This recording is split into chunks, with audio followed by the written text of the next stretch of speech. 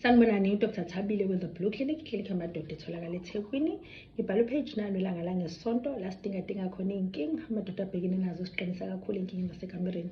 Ngiphinde ngibe sokhosini FM kwikhaya lokhozi njalo ngolesibili entatha kusakusuka ngo1 kuya ngo2. Namhlanje ake sikhulume nge-genital peeling. Yini genital peeling? Genital peeling lokho kuzokuthiwa amaqampuza, amabhonki, but basically it's just when abantu befaka i-lunch bar, babiza lunch bar futhi, sorry, abantu babefaka into ey'thile esithweni sangasese abakholelwa ukuthi zenza ukuthi ucansi lube olujabulisayo kakhulu.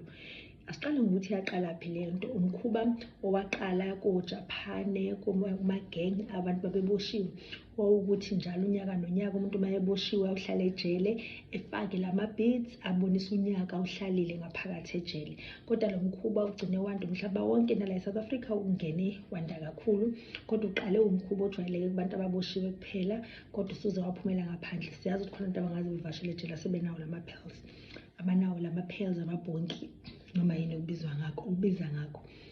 Yindaba kubalulekile ukuthi sazi ngawo, kufanele sazi ngobungozi bawo. Awasiyona ingozi kuphela ngalesikhathi uwafaka, ngoba uma uwafaka siyazi kunokulimala okuthile ongaba khona ngesikhathi uwafaka, ungathola ama-infection, ngopha, ungalimala izinto ey'thile kulesikhathi efakwa. Kodwa kakhulukazi esinendaba nakho ukuthi masunawo yini angayenza kuwena.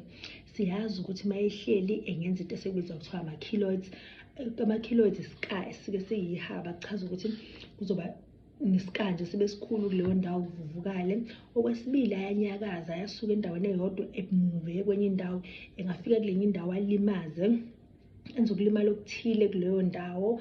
Kodwa-ke mayeke wahamba azafika la ngemumva, afika la ngemumva la ngenzansi, ngemumva la uma uthinta khona uzwa khona ukuthi kuhambe i-urethra, kuyipayipi leli lomchamo, engabhoboza lapho enza ukuthi umchamo ugcine usuphuma endaweni engafanele uphume kuyona. Instead of ukuphuma le phambili ugcine umchamo usuwile usuphuma eceleni. Kanti okunye ngahamba kubantu abangasokile ezezohlala la ngaphambili, elenge la ejwabini, enze kube yinto engabukeki kahle. Kanti futhi kuyaziwa ukuthi anyusa amathuba ukuthi uthole i-cancer yepenis ebizwa kuthiwa squamous cell carcinoma of the penis.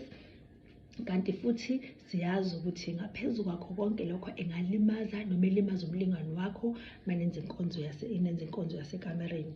Cabangisisa uwe besho ngaphambi kokuthi uthathe isinqumo sokuwafaka. Kodwa uma usuwafakile ungasawafuni, kuyajabulisa ukwazi ukuthi ungakwazi ukuthola usizo ukuthi uwakhiphe ngakakulimazi kakhulu. Kanti futhi ngikhohlwe ukusho ukuthi adumile ngokwenza i-erectile dysfunction, ngokuthi i-erectile dysfunction siqonda ukuthi alimaze imizwa yakho yasekamereni.